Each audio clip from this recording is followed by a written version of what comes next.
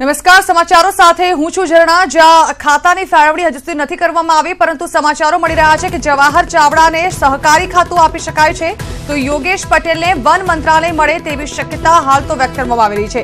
જવાહર ચાવડાને મળી શકે છે સહકારી ખાતું, તો યોગેશ પટેલને વન મંત્રાલય મળે તેવી શક્યતાઓ વ્યક્ત કરવામાં આવી રહી છે। ઉલ્લેખનીય છે કે મંત્રીપદ તરીકેના શપથ તો લઈ લેવાયા છે, પરંતુ હજુ સુધી ખાતાની ફાળવણી નથી કરવામાં આવી। તે લગભગ આજ સાંજ સુધીમાં કે પછી સોમવારે જે છે તે ખાતાની ફાળવણી કરવામાં આવી શકે છે। પરંતુ જે સમાચારો હાલ સામે આવી રહ્યા છે, આ બંને જે નેતાઓ છે, ધારાસભ્યો છે, જેઓને સોંપવામાં આવી છે જવાબદારી, તેઓને મંત્રીપદ બાદ જે ખાતા સોંપવામાં આવી શકે છે, તેમાં જવાહર ચાવડાને સહકારી ખાતું સોંપવામાં આવી શકે છે, તો યોગેશ પટેલને વન મંત્રાલય મળે તેવી શક્યતા છે। ઉલ્લેખનીય છે કે સહકારી ખાતું હાલ અન્ય એક નેતા પાસે છે અને હવે જે વન મંત્રાલય છે તે ગણપત વસાવા પાસે છે, ત્યારે હવે આ જે ખાતા છે તેની વહેંચણી કરીને જવાહર ચાવડા અને યોગેશ પટેલને તે આપવામાં આવી શકે છે।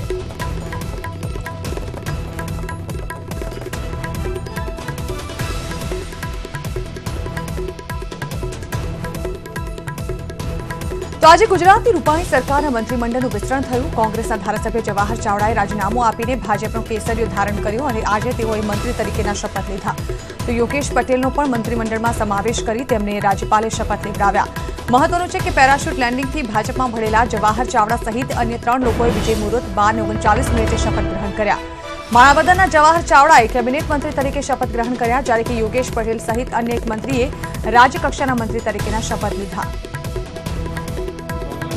राज्य कक्षाना मंत्री तरीके मैं शपथ लीधा है। खास करीने 2019 जे इलेक्शन है लोकसभानी, एमां नरेन्द्रभाई मोदीनो हाथ मजबूत थाय, 400 सीटों देश में आवे ए माटे मारा प्रयत्न छे। તો જે પ્રકારે મંત્રી પદનું વિસ્તરણ કરવામાં આવ્યું છે અને જે 3 નેતાઓનો સમાવેશ કરવામાં આવ્યો છે, ત્યારબાદ શપથ ગ્રહણ કર્યા બાદ તેઓએ આ અંગે વાતચીત કરી હતી। પોતાની વાતચીત દરમિયાન તેઓએ આ ખાતાને લઈને, આ મંત્રીપદને લઈને વિશ્વાસ અને સંતોષ વ્યક્ત કર્યો હતો। ગુજરાતમાં આપણી સરકાર હોય અને કેન્દ્રમાં જો આપણી સરકાર બેઠી હોય તો સરકારી યોજનાના મેક્સિમમ લાભો મળી શકે। આવતા સમયમાં, ટૂંક સમયમાં આપણે લોકસભાની ચૂંટણી પણ આવવાની છે, તેમાં પણ અમારી પૂરી મહેનત રહેશે। આપણી સરકાર કેન્દ્રમાં ફરી આવી જાય તો ઘણા મોટા લાભો આપણે મળી શકે છે અને અમે પ્રયત્નો પૂરેપૂરા કરશું। ગુજરાતની પ્રજાને, વંચિતોને, જરૂરિયાતમંદોને ઉપયોગી થાય તેવી અમારી મહેનત રહેશે। તો લોકોની સેવા કરવામાં આવશે અને જ્યારે કેન્દ્રમાં અને રાજ્યમાં બંને તરફ એક જ સરકાર હોય ત્યારે તેનામાં ભળી લોકોની સેવા કરવી વધારે અનુચિત રહે છે, તે પ્રકારનું નિવેદન આપવામાં આવ્યું હતું જવાહર ચાવડા પાસે દ્વારા। ઉલ્લેખનીય છે કે તેઓએ પણ આજે શપથ ગ્રહણ કર્યા છે અને તેઓની નિમણૂક કેબિનેટ મંત્રી તરીકે કરવામાં આવી છે અને જે પ્રકારે સમાચારો સામે આવી રહ્યા છે, તેઓને જે ખાતું સોંપવામાં આવી શકે છે, સહકાર ખાતું તેમને સોંપવામાં આવી શકે છે, તે પ્રકારની માહિતી સામે આવી હતી। જોકે આ તમામ બાબતો માત્ર અટકળો છે। જ્યાં સુધી આ ખાતાની સોંપણી વિધિવત રીતે નહીં કરવામાં આવે ત્યાં સુધી હજુ કંઈ પણ કહેવું મુશ્કેલ છે। ઉલ્લેખનીય છે કે જવાહર ચાવડા એક એવું નામ કે જે સૌરાષ્ટ્રમાં સારું એવું પ્રભુત્વ ધરાવતું હતું અને ત્યારબાદ તેઓએ ગઈકાલે જ કેસરીઓ ધારણ કરી આજે કેબિનેટ મંત્રી તરીકેના શપથ ગ્રહણ કર્યા છે।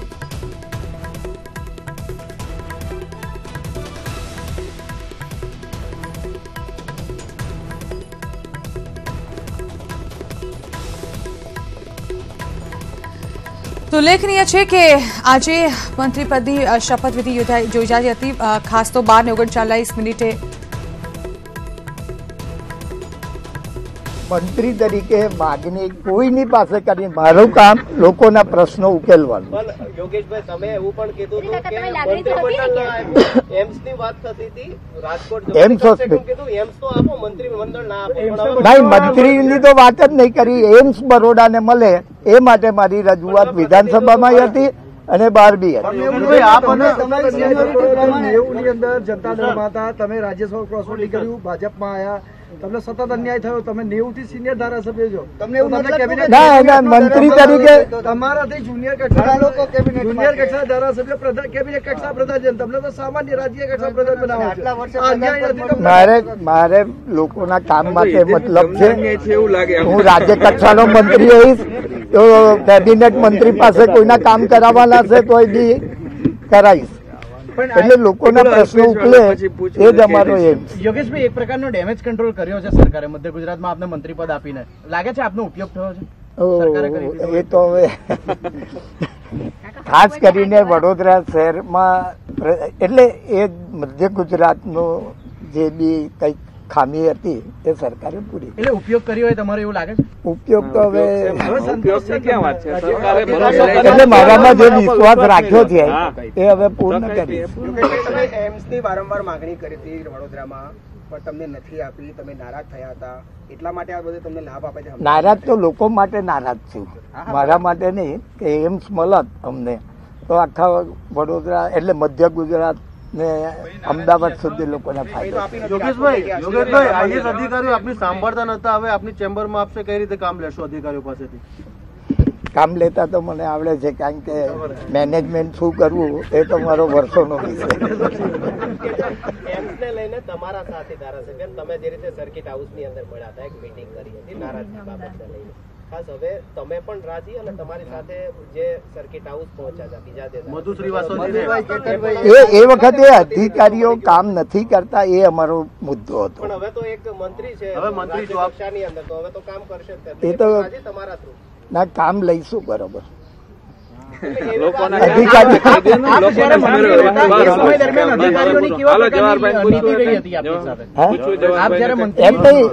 મંત્રી નહોતો તારે એટલે કામ ડીલે થતા હતા અને લોકોની એ એટલી બધી છે કે કોઈ બી કામ લઈને આવે તો જલ્દીથી થાય એ લોકો ઈચ્છે છે, એટલે જ અમારે બોલવું પડે છે.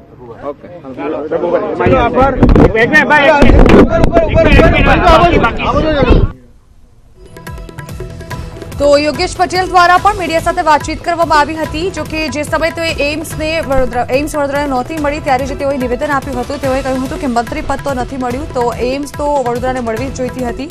પરંતુ હાલ તેઓ કહી રહ્યા છે કે માત્ર લોકોની સેવા કરવી જ તેઓની ફરજ છે અને એમ્સ લઈને અને મંત્રી પદને લઈને તેઓએ કોઈ પણ બાબતે વાતચીત કરવાનું ટાળ્યું હતું. ઉલ્લેખનીય છે કે લોકસભા ચૂંટણી પૂર્વે જે ગુજરાતના રાજકારણમાં એક મોટી ઉથલપાથલ અને ગરમાગરમી જોવા મળી રહી છે. એક તરફ આજે 3 મંત્રીઓને પદ તેમજ ગુપ્તતાના શપથ લેવડાવવામાં આવ્યા છે. જોકે ખાસ તો શપથવિધિમાં મીડિયાને કવરેજથી દૂર રાખવામાં આવ્યું હતું. સૌથી પહેલા તો ગઈકાલે એક તરફ એકાએક માણાવદર કોંગ્રેસના ધારાસભ્ય જવાહર ચાવડાએ કોંગ્રેસ છોડી ભાજપનો કેસરીઓ ધારણ કર્યો હતો અને ત્યારબાદ આજે તેઓએ કેબિનેટ મંત્રી તરીકેના શપથ ગ્રહણ કર્યા છે. લગભગ આ સાંજ સુધીમાં કે પછી આવતીકાલ પછી સોમવાર સુધીમાં જે ખાતાની સોંપણી છે તે કરવામાં આવી શકે છે. ખાસ તો ભાજપના માંજલપુરના યોગેશ પટેલ કે જેઓ સતત કેટલાય સમયથી પેઢીઓથી જેઓ ભાજપ સાથે સક્રિય હતા અને સંનિષ્ઠ કાર્યકર હતા, તેઓને પણ રાજ્યકક્ષાના મંત્રી તરીકે શપથ લેવડાવવામાં આવી અને ખાસ તો તમામ જે મંત્રી પદે શપથ લીધા છે તે તમામ લોકોના સમર્થકો જે છે તમામ નેતાઓના તેઓમાં પણ એક આનંદની લાગણી જરૂરથી જોવા મળી હતી. ખાસ તો ગાંધીનગરમાં રાજભવન ખાતે 3 મંત્રીઓને રાજ્યપાલ ઓપી કોહલી દ્વારા આજે શપથ ગ્રહણ કરાવવામાં આવ્યા, જેમાં તેઓએ મંત્રી પદ તેમજ ગુપ્તતાનો શપથ ગ્રહણ કર્યા. તો શપથવિધિ જે સમારોહ હતો તે પૂર્ણ થઈ ગયા બાદ નાયબ મુખ્યમંત્રી નીતિન પટેલે પણ મીડિયા સાથે વાતચીત કરી હતી. આવો સાંભળીએ તેઓએ શું કહ્યું. મંત્રીમંડળમાં આજે 3 માનનીય મંત્રીશ્રીનો ઉમેરો કરવામાં આવ્યો છે, જેમાં કેબિનેટ મંત્રી તરીકે શ્રી જવાહરભાઈ ચાવડાને સ્થાન આપવામાં આવ્યું છે. રાજ્ય કક્ષાના મંત્રી તરીકે વડોદરાના ધારાસભ્ય શ્રી યોગેશભાઈ પટેલને સ્થાન આપવામાં આવ્યું છે અને રાજ્ય કક્ષાના મંત્રી તરીકે જામનગરના ધારાસભ્ય શ્રી ધર્મેન્દ્રસિંહજી જાડેજાને સ્થાન આપવામાં આવ્યું છે. આમ આજે મંત્રીમંડળમાં 1 કેબિનેટ મંત્રી અને 2 રાજ્ય કક્ષાના મંત્રીશ્રીનો સમાવેશ કરવામાં આવ્યો છે. પણ વધુ મંત્રીઓની સમાવેશ કરવાની અમારા મંત્રીમંડળમાં જગ્યાઓ બાકી છે. જે જગ્યાઓ જ્યારે યોગ લાગશે ત્યારે કેન્દ્રીય નેતાગીરી અને અમારું મોવડી મંડળ જે માર્ગદર્શન આપશે એ પ્રમાણે સમય ઉચિત સમયસર જ્યારે કરવા જેવું લાગે ત્યારે મુખ્યમંત્રીશ્રીનો અધિકાર છે કે મંત્રીમંડળનું વિસ્તૃતીકરણ કરી શકે.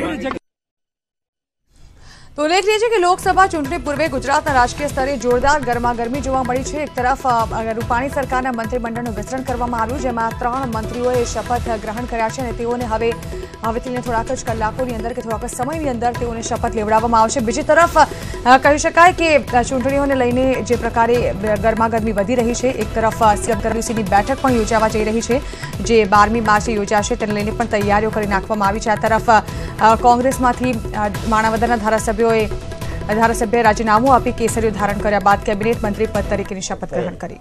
કારણ કે મંત્રી બન્યા પછી વડોદરા શહેરનો હું નથી રહેતો, કારણ કે મંત્રીનું કામ એ છે કે આખા રાજ્યમાં કઈ બી ફરિયાદો આવે એનો જલ્દીથી નિકાલ થાય. યોગેશભાઈ, ખાસ કહેવાય કે સતત તમારો એક અવાજ હતો ને ખાસ કરીને તમારા જેવા સિનિયર ધારાસભ્ય 90થી ધારાસભ્ય છે, તમારા કરતાં અનેક એવા લોકો છે જે જુનિયર ધારાસભ્ય અત્યારે કેબિનેટ કક્ષામાં બેઠા છે, તમારા કરતાં પણ જુનિયર કહી શકાય, અનુભવી પણ ઓછા છે. તમે સતત પ્રજાનો અવાજ બુલંદ કરતા રહ્યા છો, તો ક્યાંક અન્યાય નથી આ લાગતો? નસીબમાં જે હોય ને એ જ મળતું હોય છે, નસીબથી પહેલા કશું મળતું નથી એવું માનું છે. કઈ બાબતને પ્રાધાન્ય આપશો, ખાસ કરીને વાત કરીએ? ના, એ તો જે કામગીરી સોંપશે, જે બી વિભાગ સોંપશે, એમાં પછી હું જોઈશ કે આમાં કયું પહેલા એ કરવું જોઈએ. કયો મનગમતો વિષય છે તમારો? કયા વિષય પર કામ કરો છો? ઘણા મનગમતા વિષય છે. કયા વિષય? ખાસ કરીને પર્યાવરણ, ખાસ કરીને કૃષિ અને ધાર્મિક યાત્રાધામ, એવા બધા મારા ખાસ વિષય.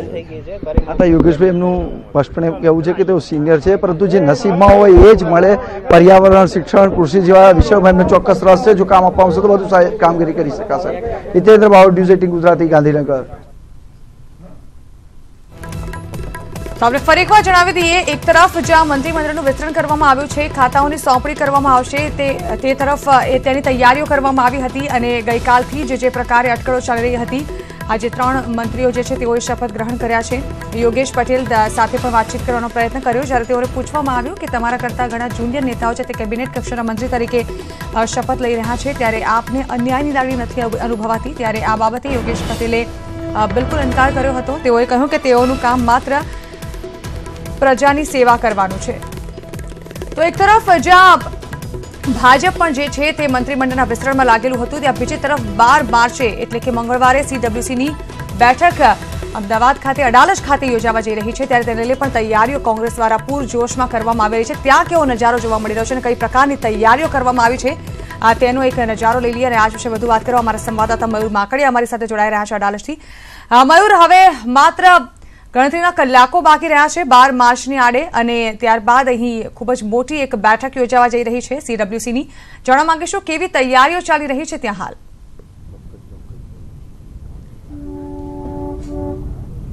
જી બિલકુલ, જેણે આખરે 58 વર્ષ બાદ ફરી પ્રદેશ કોંગ્રેસ દ્વારા CWC નું યજમાન પદ કોંગ્રેસને મળેલું છે, પ્રદેશ કોંગ્રેસને. અને હાલ જે રીતે તમે જોઈ રહેલા છો તો સંપૂર્ણ જે તૈયારીઓ છે તે કરવામાં આવી રહેલી છે. અડાલજ ત્રિમંદિરની બાજુમાં જ આ ગ્રાઉન્ડ આવેલું છે અને ત્યાં આ જે હાલ ખુરચીઓ છે, મંડપ છે, તે તમામ વસ્તુઓ તૈયાર કરવામાં આવી રહેલી છે અને તેને આખરી ઓપ આપવામાં આવી રહેલો છે.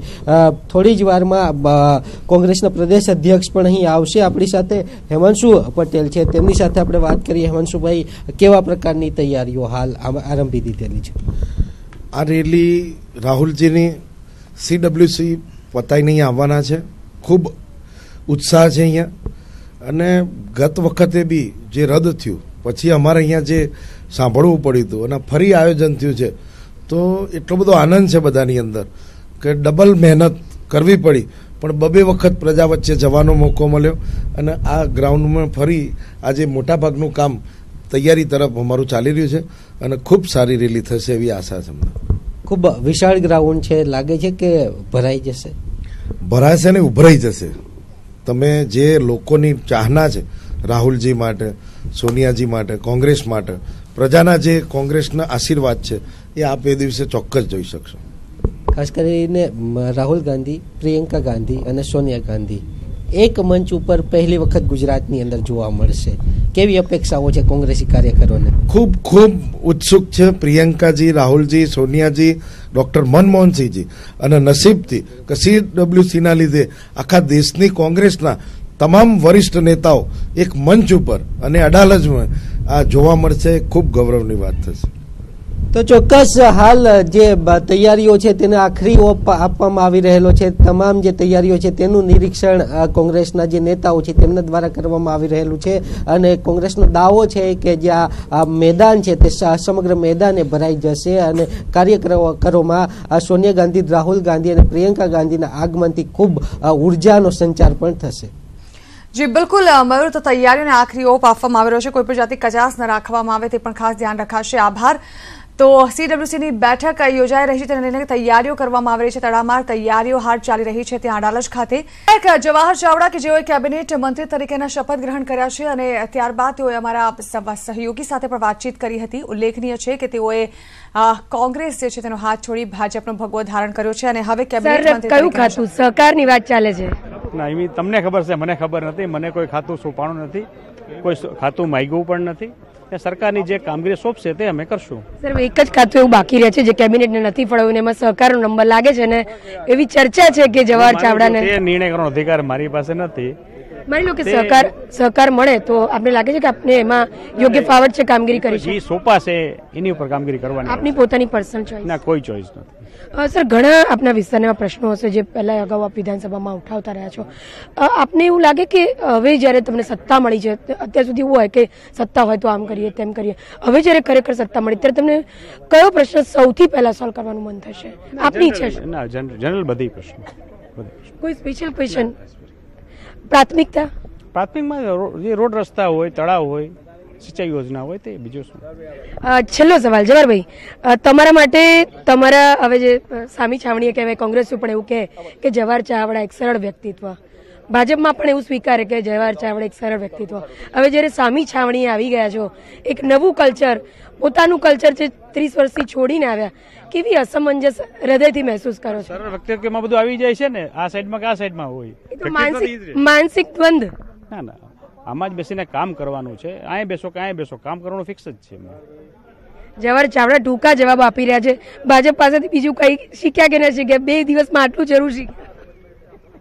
હવે છૂટા. અમારી સાથે વાત કરવા માટે આભાર. તો હતા જવાહર ચાવડા. કેમેરા પર્સન નરેશ મોરી સાથે ગીતા મહેતા, ન્યૂઝ 18 ગુજરાતી, ગાંધીનગર. તો જવાહર ચાવડા કંઈ પણ બાબત સ્પષ્ટ કરવા માટે તૈયાર નથી. જ્યારે સહકાર ખાતું તેમને સોંપવામાં આવશે તે પ્રકારની શક્યતાઓને લઈને તેમને પૂછવામાં આવ્યું ત્યારે તેઓ કહી રહ્યા છે કે આ વિશે કદાચ મીડિયા વધારે જાણતું હશે, અમને આ અંગે કોઈ જાણ કરવામાં નથી આવી. સાથે જ તેઓ કોઈ પણ વાતનો જવાબ સીધી રીતે નહોતા આપી રહ્યા. તેઓ સ્પષ્ટ જવાબ આપવાનું ટાળી રહ્યા હતા. દરેક બાબતો તેઓ ટૂંકો જ જવાબ આપી રહ્યા હતા. વિકાસના કામોની વાત કરવામાં આવી, તેમની પ્રાથમિકતાની વાત કરવામાં આવી ત્યારે પણ તેઓએ જવાબ આપવાનું ટાળ્યું હતું. જોકે જે પ્રમાણે જવાહર ચાવડા જવાબ આપવાનું ટાળી રહ્યા છે તે કઈ તરફ ઇશારો કરી રહ્યા છે તે પણ એક સવાલ છે. શા કારણે તેઓ તમામ જવાબો આપવાનું ટાળી રહ્યા છે?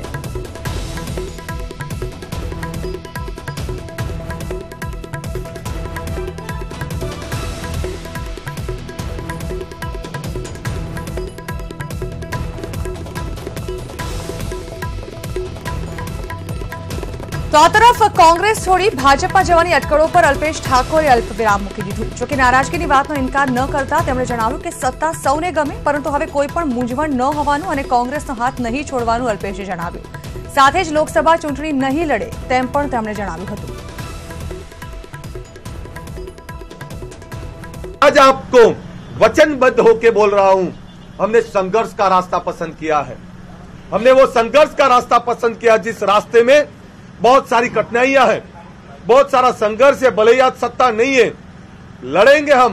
उस गरीबों के लिए लड़ेंगे, उन बेरोजगारों के लिए लड़ेंगे, उन किसानों के लिए लड़ेंगे, उन ओबीसी SC ST के लोगों के लिए लड़ेंगे. अल्पेश ठाकोर अब बहुत फ्री हूं मैं और बहुत क्लियर हूं.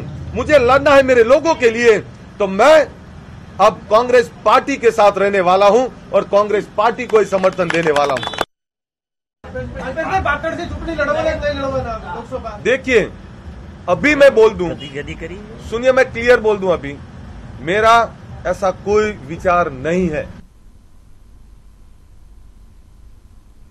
हाँ, मुझे मंत्री बनना था, मुझे ये था कि मैं मंत्री बनूंगा तो मेरे गरीब लोगों के लिए मैं काम कर पाऊंगा, मेरे गरीब लोगों के लिए मैं विकास कर पाऊंगा। पर जब जब मैं उनके प्रश्न उतने सवालों को जो समझने गया तो सवाल बहुत गहरे थे, बहुत दुखद थे। उस सवालों में मैंने बहुत मंथन किया, 2-2 दिन तक मैंने खाना भी नहीं खाया। आपको बता दूं, कल रात तक मुझे पानी भी याद नहीं आया था। ये इसलिए बोल रहा हूं मैं आपको, किसी को लगता है कोई अखबार में लिख देता है इसको सत्ता चाहिए, उसको उसकी बीवी के लिए टिकट चाहिए। मैं आपको दावे से बोल रहा हूं, मेरी बीवी मेरा घर संभाल रही है, मैं घर संभाल नहीं पा रहा हूं क्योंकि मुझे लाखों गरीबों को घर संभालने की जरूरत है। मुझे मेरा घर नहीं संभाल रहा हूं, मेरा घर, मेरे बच्चे, मेरे माँ बाप, मेरे भाई बहन, मेरे भतीजे, इन सबको संभालने की जिम्मेदारी मेरी बीवी की है। और उसने बोला है और मैं भी बोल रहा हूं, मेरी बीवी मरते दम तक राजनीति में कभी नहीं आएगी, मेरा परिवार राजनीति में नहीं आने वाला। मैं कोई बंद कमरे में डिसीजन नहीं ले सकता। कहीं किसी को ये लगता होगा कि अल्पेश ठाकुर कंफ्यूज है। हाँ, मैं कंफ्यूज हूं। कंफ्यूज इसलिए था मैं अब तक था मैं, अब नहीं हूं।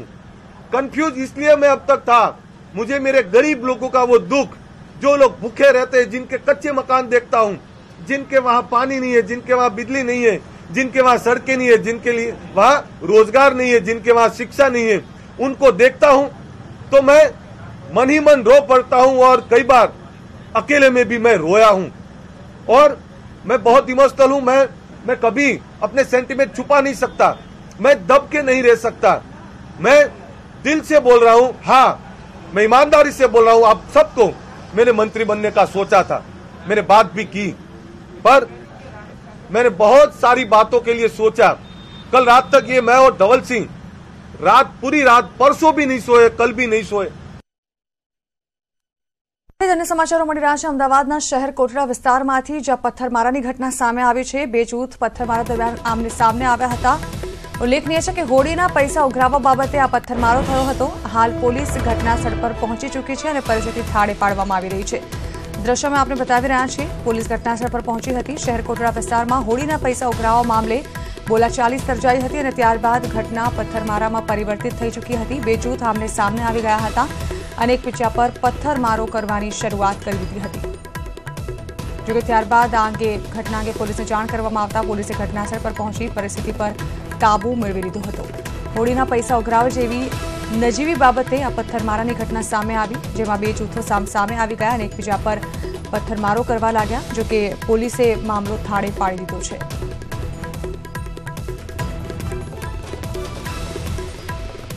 બીજી તરફ અમદાવાદમાં વહેલી સવારે જમીનના કબજા માટે મારામારી થઈ। બોપલ સાણંદ હાઈવે પર એક સમાજના લોકો એકઠા થઈ ગયા અને આમને સામને મારામારી કરવા લાગ્યા, જેમાં એક વ્યક્તિને પગના ભાગે ઈજા પહોંચી, જ્યારે કે અન્ય એક મહિલા ઘટના સ્થળે બેભાન થઈ ગઈ। હાલ સાણંદ પોલીસે બે પક્ષ વિરુદ્ધ ક્રોસ ફરિયાદ નોંધવાની તજવીજ હાથ ધરી છે।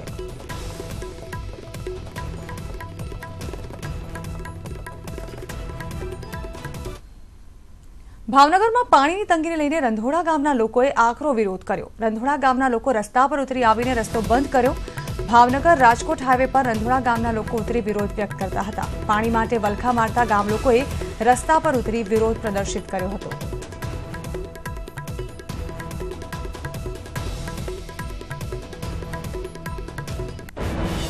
તો ઉલ્લેખનીય છે કે હજુ સુધી ઉનાળો પણ શરૂ નથી થયો અને તે પહેલા જ પાણીના પ્રશ્નો પ્રવર્તી રહ્યા છે, ત્યારે ભર ઉનાળે કયા પ્રકારની પરિસ્થિતિ સર્જાશે તે કલ્પવી પણ મુશ્કેલ છે। રંધોડા ગામના લોકો રસ્તા પર આવી રહ્યા હતા અને વિરોધ સતત પ્રદર્શિત કરી રહ્યા હતા। તેઓએ અહીં ચક્કાજામ પણ કર્યો હતો। છેલ્લા કેટલાય સમયથી પાણીના પ્રશ્ને તેઓ રજૂઆત કરતા હોવા છતાં પણ તેમના પ્રશ્નોનું નિવારણ નહીં આવતા આખરે તેઓએ વિરોધ પ્રદર્શિત કરી પોતાનો રોષ નોંધાવ્યો। નર્મદામાં ભચરવાડાના ગ્રામજનોએ રસ્તા પર ઉતરી સરકારી પોલિટેકનિક કોલેજનો વિરોધ દર્શાવ્યો। કોલેજ માટે ગામની ગૌચર જમીનમાં સાફ સફાઈ કરતા જ વિરોધ શરૂ કરી દીધો। જે સ્થળે પોલિટેકનિક કોલેજ બનવા જઈ રહી છે તે જમીન ગામનું એકમાત્ર ગૌચર હોવાનો દાવો ગ્રામજનોએ કર્યો છે। જમીનમાં આદિવાસી સમાજનું સ્મશાન હોવાનો દાવો પણ ગ્રામજનોએ કર્યો। વિરોધને પગલે રાજપીપળા ડીવાયએસપી અને પીઆઈ પોલીસ કાફલા સાથે પહોંચી ગઈ હતી અને ગ્રામજનોને સમજાવવાના પ્રયત્નો ચાલુ રાખ્યા હતા। જોકે ગ્રામજનો માનવા તૈયાર જ નથી। ગ્રામસભાએ અગાઉ આ જમીન પર કોલેજ નહીં બાંધવા સર્વાનુમતે ઠરાવ કર્યો હતો।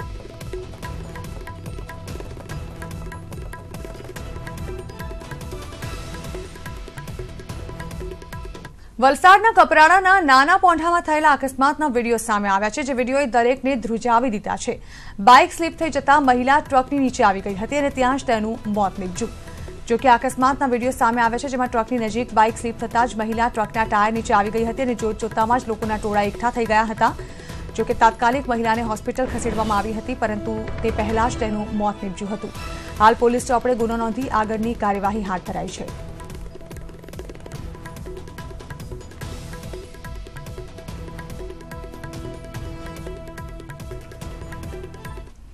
વ્યાજખોરોના કેદના કારણે વધુ એક જિંદગી હોમાઈ ગઈ મોતની આગોશમાં। જૂનાગઢ જિલ્લા પંચાયતમાં વડાલ બેઠક પરથી પ્રવીણ કોઠિયા કોંગ્રેસમાંથી ચૂંટાઈ સિંચાઈ સમિતિના ચેરમેન બન્યા હતા।